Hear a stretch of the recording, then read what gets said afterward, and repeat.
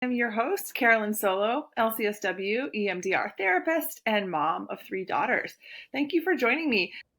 Hi, everyone, and welcome to episode 114 of the Future Template Parent Podcast. I'm your host, Dr. Carolyn Solo, PhD, LCSW, and I am very excited to have a guest with me today, Juliana Snap, who is just finished up the EMDR intensive 12-week group in the summer.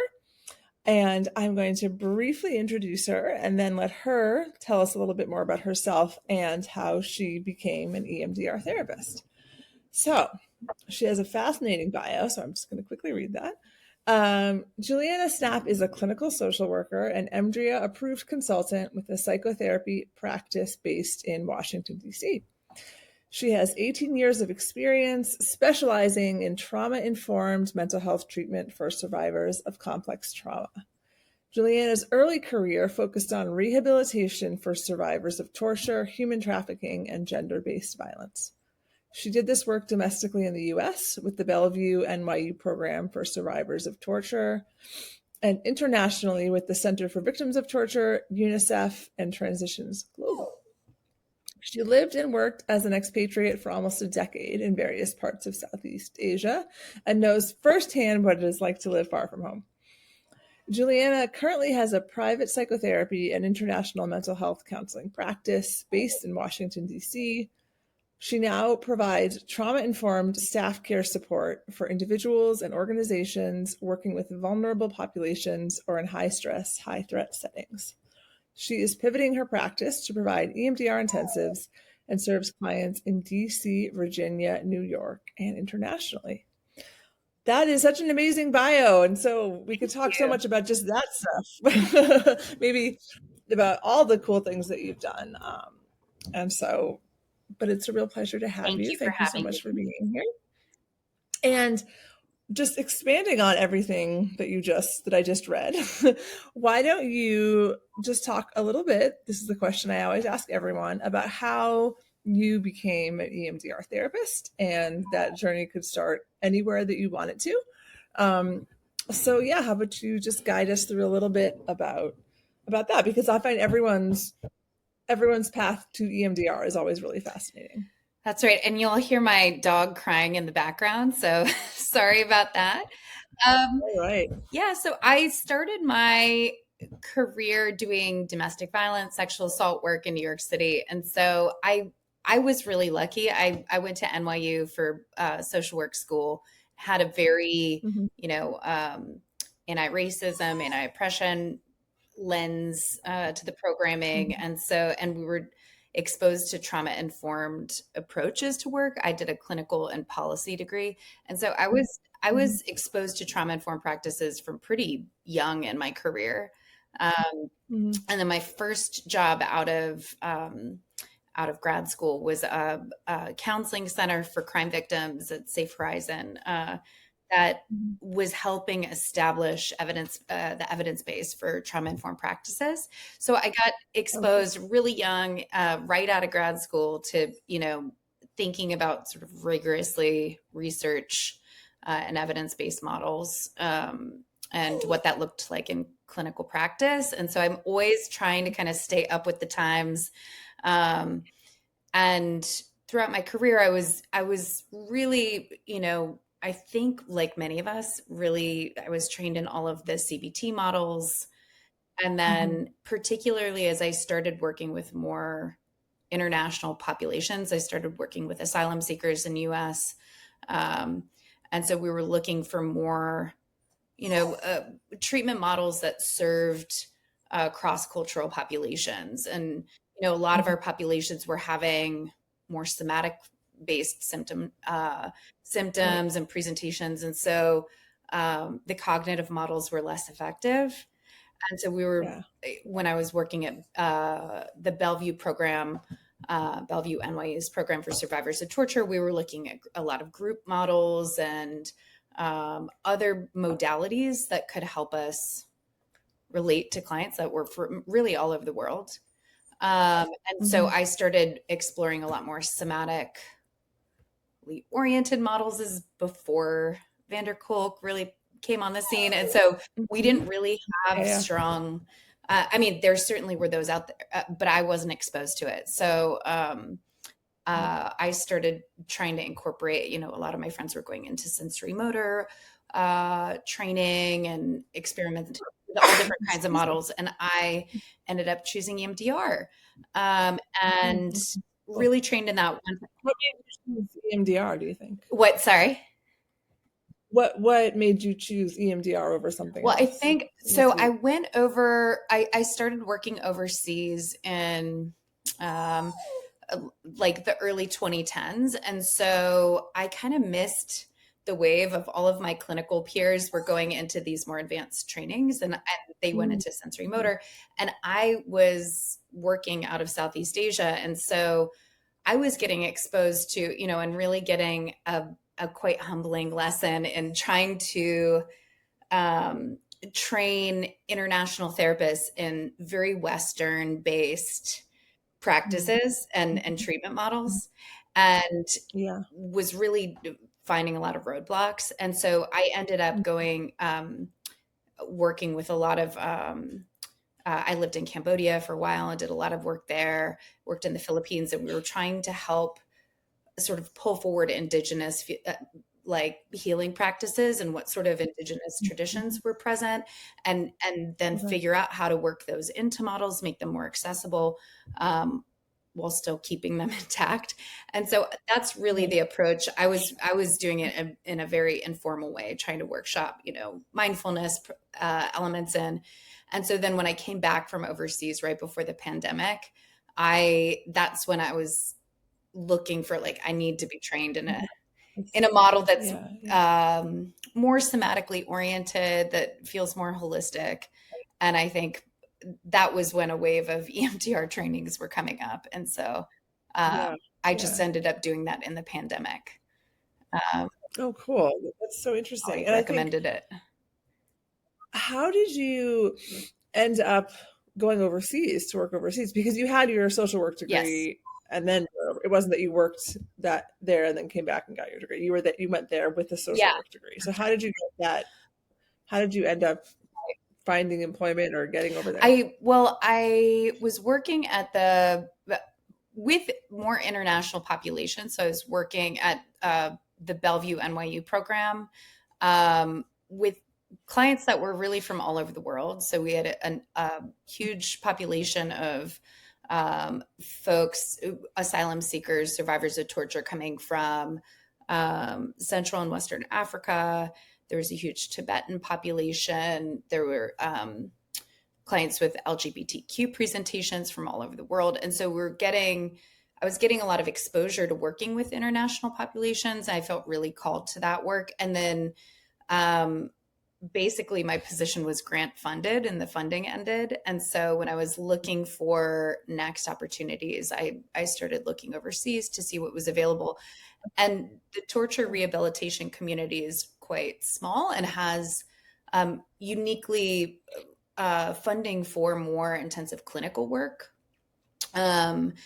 Whereas most other international mental health efforts are more MHPSS, mental health and psychosocial services for, populations that are displaced or in refugee camps. And so it's not appropriate to be doing like really technical clinical interventions necessarily always in those settings. So there was funding for it. And it was right when I got a job working in a anti-human trafficking organization. And they were interested in trauma-informed practices and trying to do clinical mental health programming in those settings. And it was a moment in time where there was a lot of funding for that again. So it was sort of it was really serendipitous. It just was right time, right place. And then ended up staying over, if anybody who's listening has lived as an expat, you sort of go. I went for 1 year. I was just going to go for 1 year and come back, and ended up staying for years and working for different organizations once over there. Right. So I'm sure a lot of people are very interested in that story because, and so you came back right before the pandemic began, correct? Right. It's sort of, again, And did you, uh, well, I was just going to ask what brought you back, mhm. and then and then now you have a private practice. So how did you move from, how did that all happen? What caused you to come back, and how did you transition? It was All that stuff. a little bit of fate, I think. I came back initially, I was working for the Center for Victims of Torture in the Philippines, and was supposed to stay there for another year, and was planning to come back because my father was having a big surgery, so I was going to come back and help out. And then our funding actually got frozen. And so, which was very unheard of at the time. Obviously, we have a really different context for that now, in terms of international aid funding being disrupted. But the time that was really shocking. And so, so everybody, I was part of a program that had folks in 10 different countries. And so we all got put on hiatus. And so I was going back to the US anyway, and never intended to move back to Washington, DC, but have family there, have family here. And so I came back and found myself without a job. As happens sometimes. I was very surprised, and was sort of like, what continent do I live on? Which I know lots of people are going through today with the defunding of USAID, and all of the other international aid efforts. But that was a very strange thing for the time. So that was 2019. And then I ended up, in roles like the ones that I had were quite unique. And so you don't just job search yourself into them very easily. And so I started doing work here in DC with a group that does staff care for international aid organizations. And so that was a great fit. And I just intuitively started a private practice. And by the time the funding came back on for my job in the Philippines, I was pretty established here. And so ended up working kind of remotely and commuting back and forth to the Philippines for the first year, but mostly was based here in DC. And then, again, didn't really necessarily think I was going to stay, and the pandemic hit, and here I was. Yeah. There was lots of work to be done. So I ended up staying. And by that point, you were EMDR trained? No, I did my training in the pandemic, or just around a year into the pandemic. Just before we started getting vaccinated, I was like, I got have something to do. So yeah, right. Oh, I know. Yes. Yeah. And I've been wanting to do more advanced clinical training for some time. And you already had started your practice? Yes. Then. So I had started my practice, and I was really focusing mostly on working with human rights activists, international aid workers, and then really saw a need in the need. So we did get cut off for a moment, and we're back now, but you were talking about sort of how you started working with a lot of people that were coming back from overseas work in your private practice. You were in DC, which is kind of perfect location for that. So tell me a little bit more about that journey and how EMDR fits into that. Yes. Well, so I was working when I initially came back from overseas. I was working with a lot of folks with similar backgrounds as I had. So folks that had been doing international work, and a lot of folks were either human rights workers, were staffers at international aid agencies, folks really going into a lot of high stress settings, sometimes high threat settings. And so there was a real need for processing critical incidents, whether that was having to get evacuated out of a coup or, all of the other sort of wild stuff that people experience in those settings. And I also had that background, and part of my own personal process as well, which made me curious about EMDR in general as a treatment model, and then later as around EMDR intensives, is I also, during the pandemic, was identifying that I had a phobia that I needed to be addressing, and some panic disorders, probably also connected to some of the critical incidents that I experienced in overseas settings. And so was really looking for efficacy in treatment models for my clients, but definitely also for my own process. And so really got curious about EMDR because the evidence base was so strong, and it felt more, less cognitive, less,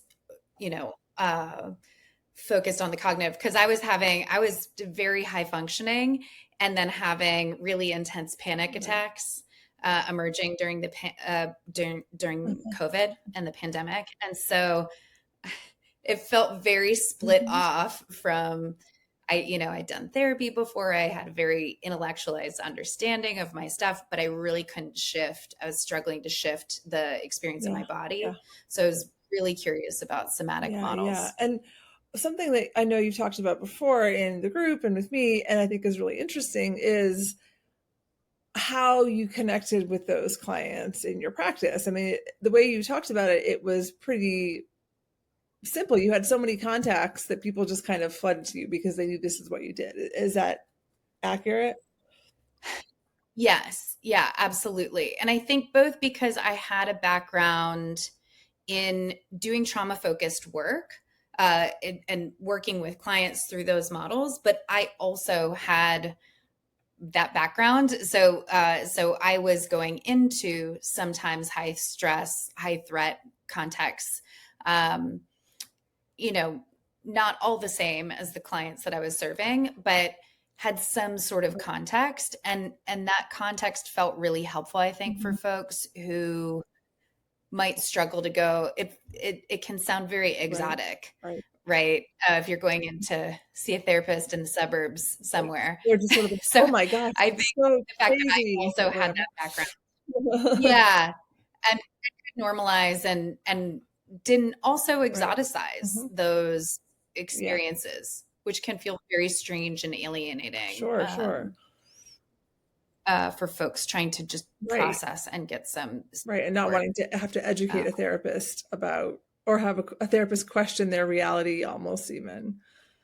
And and just even the dissonance, not even more specifically of critical incidents, but just the dissonant elements of living in contexts where potentially you don't speak the primary language being spoken. It's you're not fully assimilated into the culture, et cetera. Just the unique challenges of that. And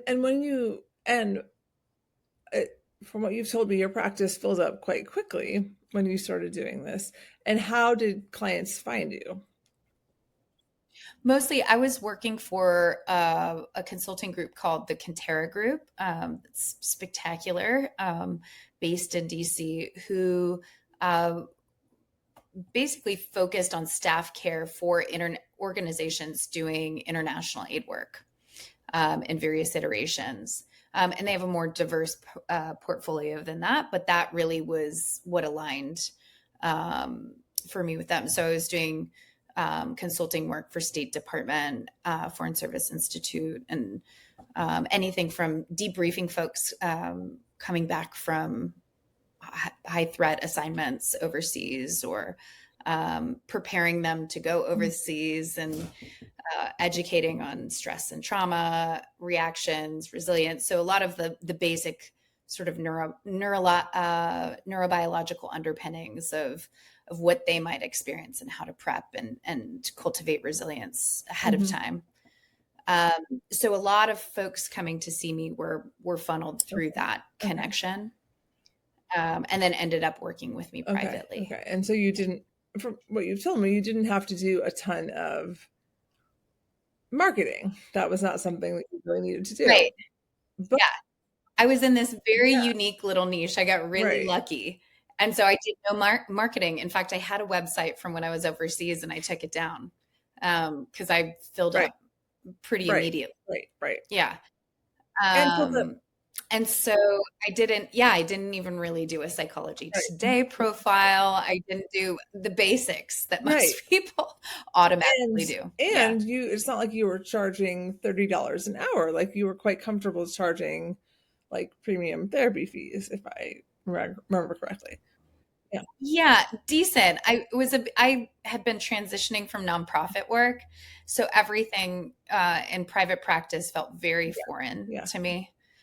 I'd always been, on staff at organizations, but I was able to, mostly through Contera's influence, set a pretty standard fee. And that had to do a little work around that, and then was able to, get comfortable. Well, I think you speak to it exactly, in that you had this background in nonprofit work, and you're a social worker, and there's just this, we internalize, that our value is not tied to amount, like, that we can't charge a fee that makes us inaccessible to anybody, which of course is not real, and is not sustainable. And then I think what's really interesting about your story too is, with this current political climate, that really shifted your practice and started you thinking about intensives. So can you share a little bit about that? Because that's a very interesting story. Yes, absolutely. Yeah, absolutely. So, I really had, as you know, as all of us know, we're not trained business people. And so I thought a bit about just vulnerabilities of my business. And it really never occurred to me that my referral source, I basically had a single referral source. It was all through, not entirely, but I would say 80% of my client base was coming through a single referral source. And it was mostly through this EAP program that I did, specifically for human rights, international aid workers. They also worked with some social activists. And so that just seemed like a fire hose that would never stop. And the assumption was that federal funding would never go away for that. So there'd always be that population to serve. And so when the current administration started to, I think less than a week into or after inauguration, put a stop work order out. And so a lot of the international development organizations, international aid organizations had stop work orders and pretty immediately started, putting folks on leave and terminating services very unexpectedly. And then USAID started getting defunded. And so the industry and the sector that I worked in basically was completely destabilized. And then, certainly therapy in that context is unfortunately considered a luxury.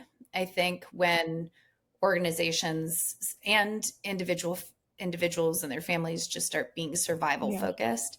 And so I lost, I would say, about half my client base in a matter of weeks. And so, an existential and unexpected that is so event for the business. It must have been terrifying. Yeah.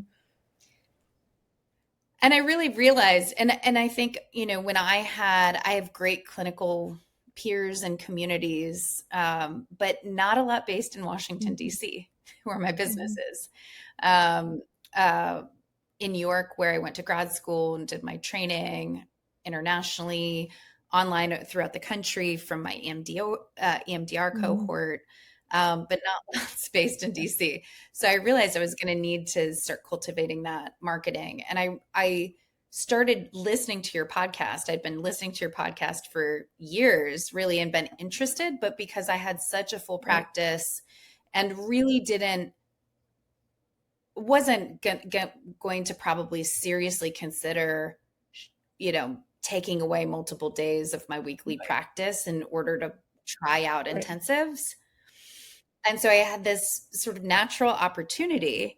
And I actually I was going on vacation with my partner, and on flights, I always do lots of work and I love it. And with Wi-Fi, can get a lot done. And the Wi-Fi wasn't working. And so I had to figure out what to do for a 4-hour flight. And I had your podcast downloaded. And so I just started listening to like multiple episodes and was taking notes and was like, these EMDR intensives sound so interesting. And like, maybe this is something I should explore. It was taking a long time to market and network because I had lost like 15 clients. Wow. So building that back really felt, I was getting some inquiries, but it felt slow. And so I was interested in exploring it, and I had the time. And then on the flight home, the Wi-Fi was also out. So I thought, well, I'm going to listen to Carolyn some more. I'm going to really think about these practices. And then you had mentioned you were starting one of the 12-week groups, I think at the end of that week. It really was. I talked to you like a few days before we started. I remember. That's right. And I thought, this feels like a time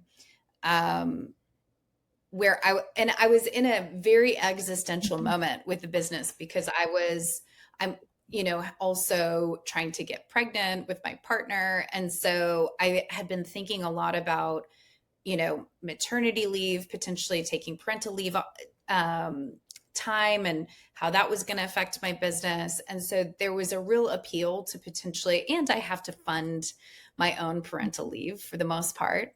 DC gives a little bit of support. And so I started thinking about, what might be feasible as a way to, have business that I'm developing that potentially could be something I can schedule on a return. I think it's sort of notorious that therapists lose large amounts of their caseloads after their and I think the other thing that happens as someone who has gone through maternity leave and all that is that your entire perspective on how you want your life to run shifts.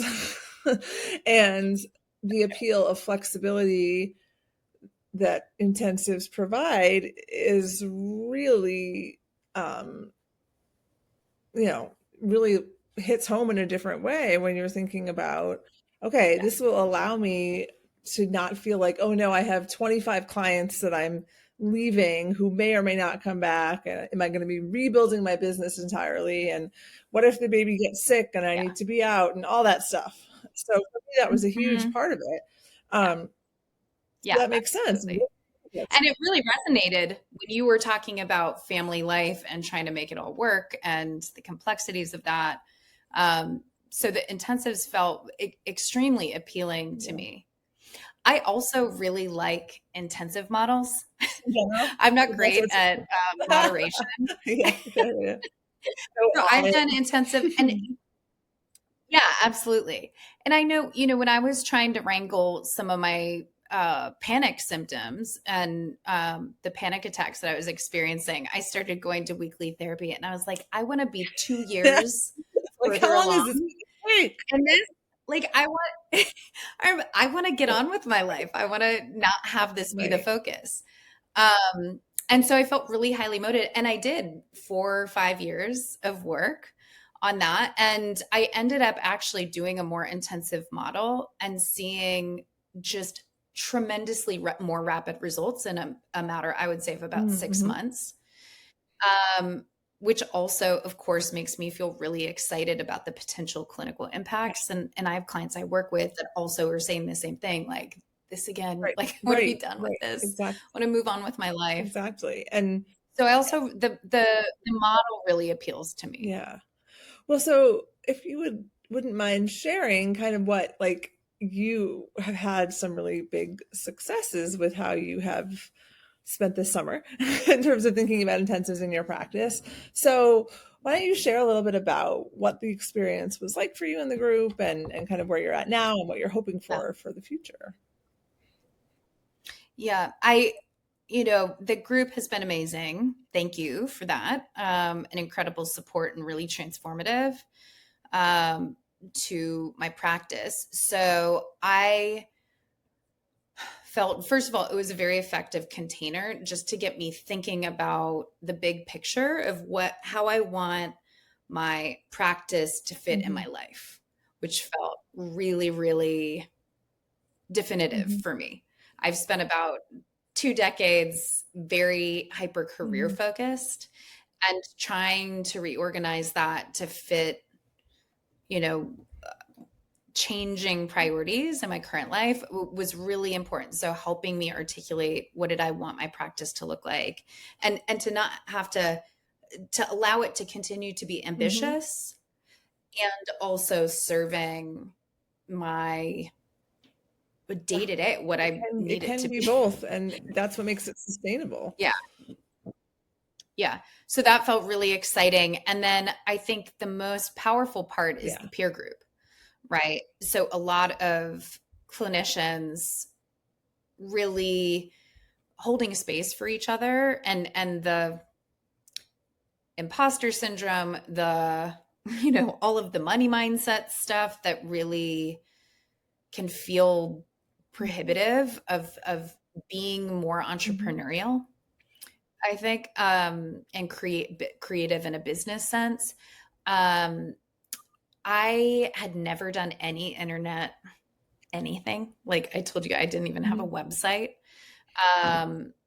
and was not that interested in doing that. So I felt that it was a very gentle support to get me to start extending into these aspects of marketing my practice that really I don't think I would have done or even considered without the group. And so that has felt really powerful, and starting to, consider doing social media.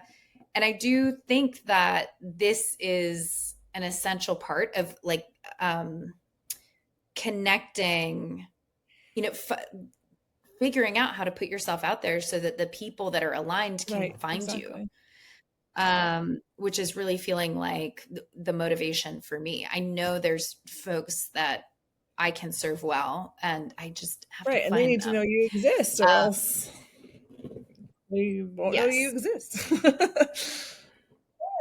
And I think that, the investment was I felt like the group was a stick and a carrot in a way, like that it really made me be intentional, like investing some significant money in the group made me take it seriously. Whereas I think sort of a more moderate investment, I could have pushed it off for another 6 months.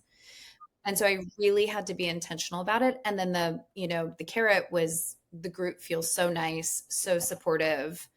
There's so much feedback that you're getting. You can really share successes. So that was spectacular.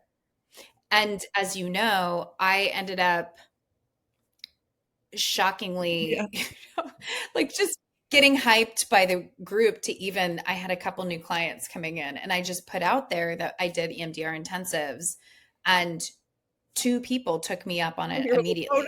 One, we haven't moved forward with the date, and almost in a terrifying way, but it really was affirming. Like I was completely terrified to put forward a new service at a higher price point, and to have people respond and feel so excited to do it.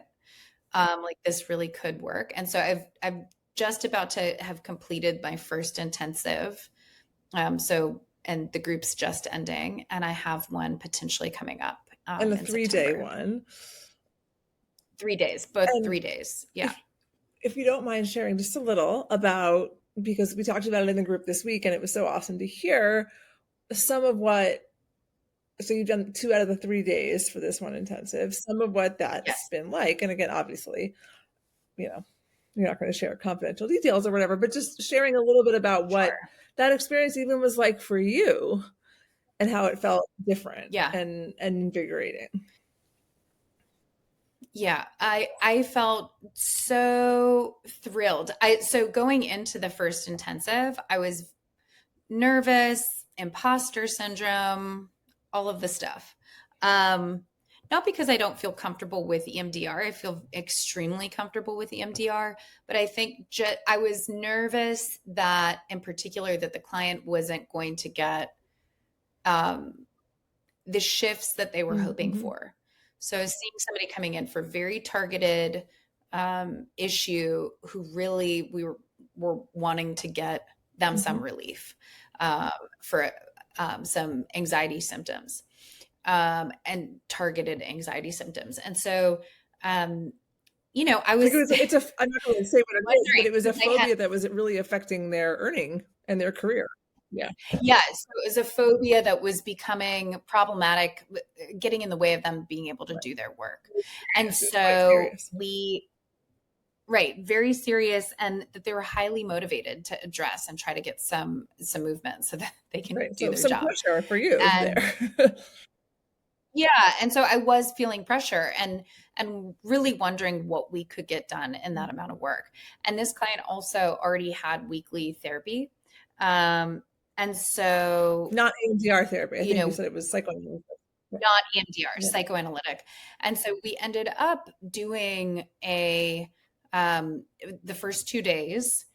And one of the very exciting aspects of it, I, certainly think that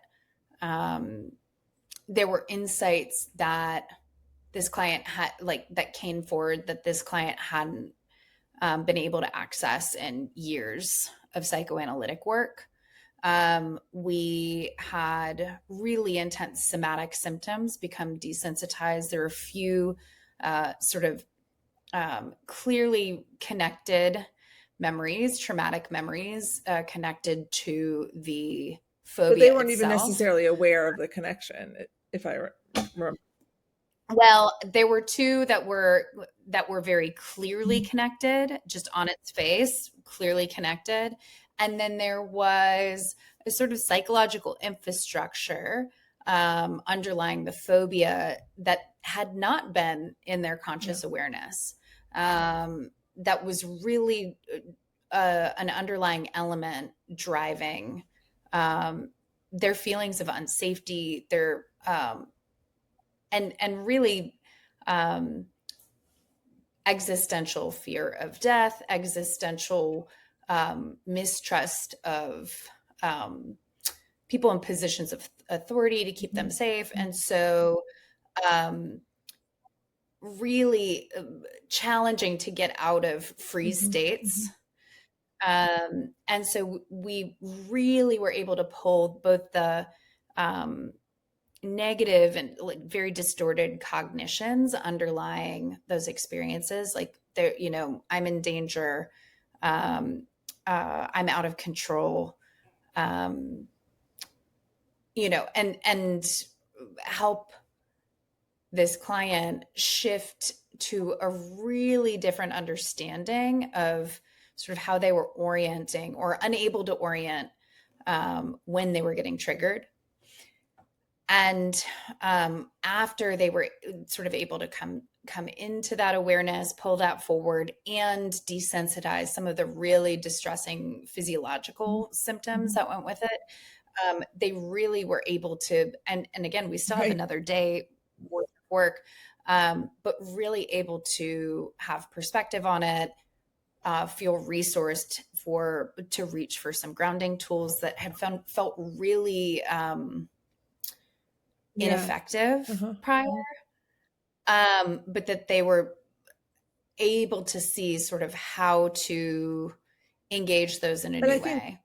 Really? Well, I think probably because some of those cognitions had shifted some. So the grounding tools actually felt legitimate in ways that I think clients come to us who have had lots of therapy. They're like, oh yeah, great. I should just do my breathing. Like, thanks a lot. There's so much more to it than that, right? Yes, absolutely. And that was a huge part of it. And experiencing those symptoms in the safety of the therapeutic environment. And what I loved about it is not having to end on the 15-minute mark, but having an entire morning, an entire afternoon to stick with that really distressing experience and see it shift and come out of it. And that really, I think, and see it feel more distant, see it, reduce and vanish. And I think that's one of the things that was so satisfying to me and to the client, of course, is seeing those targets resolve and those points of disturbance resolve, so that the client really left with a feeling of accomplishment. And you're not even done yet. You still have one day to go. And we're gonna keep on keeping on with it. But absolutely, like immediate positive feedback from day one from my client, which has made me feel incredibly confident going into potential other intensives. And so it sounds too like your experience of it was like lots of like just total. Yeah, it's very satisfying to see the outcomes and helping you believe in the model. And how did something I always am interested in is like your energy levels throughout. Like how did it feel kind of energetically for you to work with one person over a day as opposed to say 6 people in a day? For me, it felt great. I loved it. I did 2.5 hours in the morning, an hour break, and 2.5 hours afterwards. And that felt like just the right amount of time. We took breaks during that 2.5 hours, but really the client, I almost had to insist that we break. The client powered through. I think they said they crashed that evening. Of course. But I found it really tolerable. And because I was only focused on one client and wasn't having to shift in and out of modes and approaches and different points in treatment for different clients, it felt to me incredibly cohesive. And I feel so invigorated when I'm actually seeing the progress. And because you're sticking with the targets, we were seeing that. And so I felt really invigorated. I didn't feel depleted. I feel the same way. Yeah. Especially when if you have it built in to the structure of your practice where, the next day you aren't necessarily going and seeing 7 clients. Like I always worry about people that try to like just add it on top, which is hard not to do, especially at the beginning. But, it's about, and that's why I think it's so important to have that piece in the program is it's about how do you structure your entire practice. It's not just about the intensive itself. It's about how do we fit that in to make your practice work for you, however you want it to look, but it's not just let's add intensives on top of everything else, because that's not actually going to help burnout, which is what a lot of people come to the group experiencing and wanting to shift. And that's what I was experiencing, because as a clinician, as you're holding space, if I'm going into a day where I see 7 clients, because I would frequently do that, I'm not going to be doing really deep kind of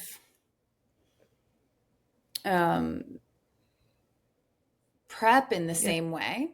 Like I'm going to be doing prep to ground myself, to orient, to be preparing. But I think I had really been internalizing the client as I prepared to go into the intensive, really thinking about their constellation of life experiences, so I really felt like when we got into the space, we could move right into this pretty highly productive experience. I honestly I feel like this is so effective. And again, from my experience, having been managing intolerable symptoms, and just wanting relief, wanting to move on with my life and be free of it, it's so satisfying to be able to see that actually happen and to see people shift in a matter of really disturbing symptoms in a matter of days. I think something that's always of interest to people who are first thinking about intensives is like, okay, but what about the money? This person did not hesitate when you quoted you're great. Yeah. And I think a lot of people fear that they'll get pushback. You know, like you said, this was a transformational shift for this person that has massive ripple effects in their life. Yeah. So that is worth a lot. And so, Yeah. and it takes, as much as it's invigorating, it is also a lot of work for us. And like you said, you've invested a lot of time and money and energy into offering this. Like that needs to be reflected in Yeah. what people pay. Yeah. Yeah. Absolutely. And I think I shared with you in our group that when I did my intensive work, I invested, I think it was $6,000 ish, maybe a little more. I did not have that to spend necessarily. I was not pulling out of some Right. trust fund. Like that was Right. my, my money that I wanted to spend. And, Right. and I was really looking for a transformative experience, and I Yeah. had that, and it Yeah. changed my life, and it opened up this whole other chapter of my Right. life for me. And so, And what I would have paid to have done that, mhm, years mhm, ago, years before right. I accessed it. And so I understand both the depth of investment that it is, and also how powerful it can be to be Mhm. serious enough about doing Right. work on yourself to make that kind of Right. For investment. sure. Well, I just want to talk a little bit about the future, and then we do need to wrap up. But what are you hoping for, if we look ahead a year from now, what do you envision, or what are some of your hopes for Yeah. where your practice will be? Yeah. I have a vision of a practice. I think for now, I'm interested in trying to have about 2 Mhm. intensives a month and keep some of my hourly clients or my weekly clients, but keep them on Mhm. biweekly. So have kind of a hybrid practice. Um, in a year, we'll see with my Yeah. Sure. fertility journey that I'm on. So depending on where Mhm. I'm in and what life Mhm. stage I'm in, um, I would really like to be doing potentially 3 intensives a month and a week off, Wonderful. and making space for some of my other clinical Mhm. interests as well. That would be my goal, my vision, of what I want. 2 to 3 intensives a month. Again, depending on where I'm at and what life is Yeah. asking from Yeah. me. That, of course, is hard to predict, but I mean, I think Yes. you absolutely can do that. And I think it's going to be so exciting to watch that evolve. And I just think too about the clients you're so uniquely situated to serve. This model makes so much sense, Yeah. and again, of course, like it's tragic what has happened to the funding that allowed these Mm, organizations to send people to you, of course. And, yes. there are people out there who still need this so much. And so hopefully they can find you and and they can find Absolutely. Yeah. resources. And I'm seeing a lot more folks with phobias and more acute panic and anxiety symptoms. And so that's a sort of burgeoning area of interest, travel anxiety in particular. A lot of the folks that I work with, who are international, also sort of because of the exposure to trauma, vicarious trauma, start having some sort of dissociated symptoms emerging. And so that's a real area of Yeah. interest for me. So I'm hoping I could be a real resource to, of course, the international aid community, as they're all over the world doing all kinds of things right Mhm. now, but also to other Well, populations I as think well. it's going to be exciting to see that all happen. Well, thank you so much for joining me today. And Thank thank you you for for being in having the me. group because it was just wonderful to have you as part of it. And it was a special group I of people that appreciate we that. had together this summer, and it was really special. Really a great group. So been wonderful to have all of you. And I'm excited to see where you go next. So thank you for your incredible mentorship. And I think the group was really emphasizing this to you. You hold a really beautiful and very powerful space in this group. And, you know, it's transformed my practice and hopefully will really be serving my life in the next months and a year out from now. I can't even imagine. I think it will. So thank you. All right.